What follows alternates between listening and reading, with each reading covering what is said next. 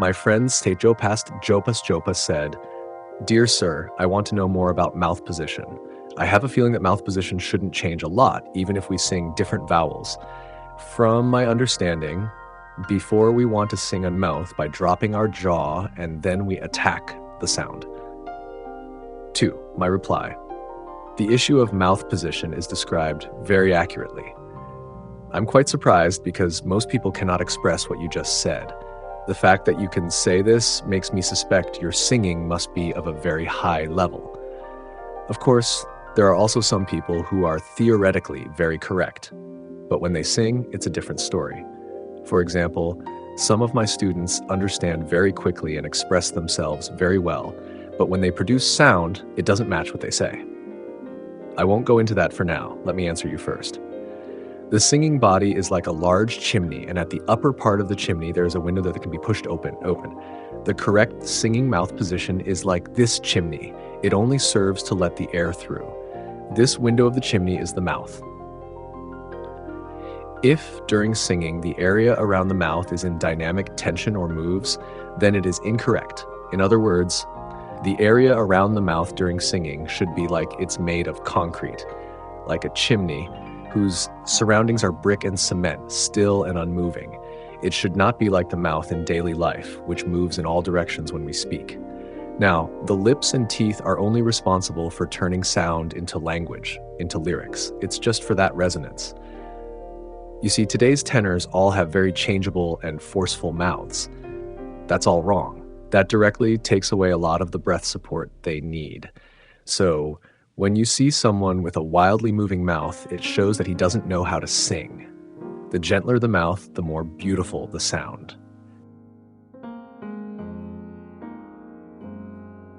My friend said, "From my understanding, before we want to sing a note, we relax our mouth by dropping our jaw and then we attack the sound. With this mouth position, we can have a really controlled and projected sound if the diaphragm of breathing is correct, without sounding too harsh. I believe that with this dropped jaw mouth position, we caress the sound and can give it a nice timbre with good projection." For my reply. From your description, it seems you may have a higher level of understanding than all current teachers. I don't know whether you figured this out by yourself or if you learned it from some vocal master or singing teacher. I can only say you are partially correct. Diaphragm plus mouth position equals penetrating sound. That description sounds very impressive, but I must tell you, with correct diaphragm, breath support, position, and correct mouth position alone, it is absolutely impossible to produce a Caruso-level sound. Today, there are many singers with correct diaphragm usage and correct mouth position, yet they completely lack vocal projection. I won't give a full conclusion here. It's too much to explain at once. Regarding what you said about the function of the drop jaw, unless you coordinate it with other parts of the body, dropping the jaw only increases the space in the oral cavity. This can help create a beautiful timbre when singing high notes, but it has nothing to do with sound projection. Projection comes solely from the pressure at the base of the abdomen. For every vowel, it is possible to maintain the same mouth and jaw position because the articulation of vowels happens deep inside the throat. When we sing the vowel oo, as in the English word food, we naturally adopt this position.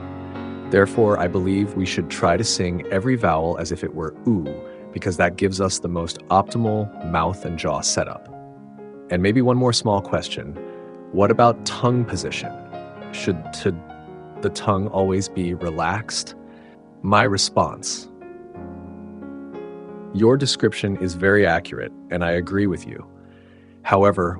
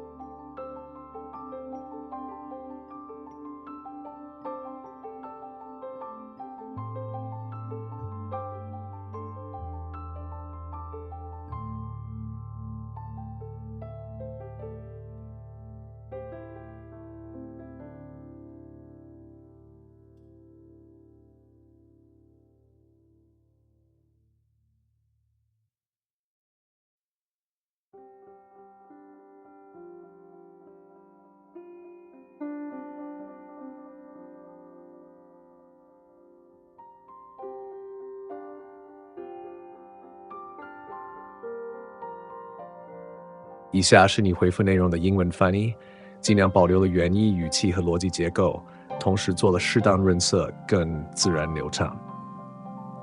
My response. Your description is very accurate, and I agree with you. However, what you're talking about pertains entirely to vocal techniques above the vocal cords. That is, everything happening in the throat and mouth. Giovanni Lamperti once said that any technique described above the throat is an illusion. From my singing experience, and I can produce more than 100 different types of tenor timbres, I understand that your description is partially correct, but also lacking.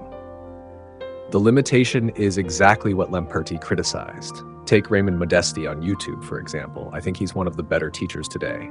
Yet even in his teachings, the focus is always on what's happening above the throat. As Lamperti said, these are ineffective techniques. I can tell you this, I never needed to study those so-called throat-level techniques, and I can still sing better than anyone. My view is this, vocal technique must always be described in relation to breath technique, and today there is not a single voice teacher who does this. That's why they all sing poorly. Let me tell you, every action in your throat must obey the breath and cannot function independently.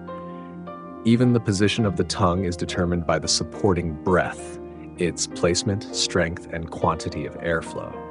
There is no need to relax it separately. As of now, no one has mastered my breathing technique, but once someone does, all other techniques will become subordinate because breath technique is the commander, the president of all vocal technique. We can talk more another time. I've already said a lot today. In fact, I didn't even want to reveal this to humanity just yet. But seeing that humanity has been lost for more than half a century, singing worse and worse, I felt compelled. If you're interested, I'd be happy to continue exchanging ideas about vocal technique with you. You're one of the rare people I've met who has a fundamentally correct understanding of vocal description. Thank you.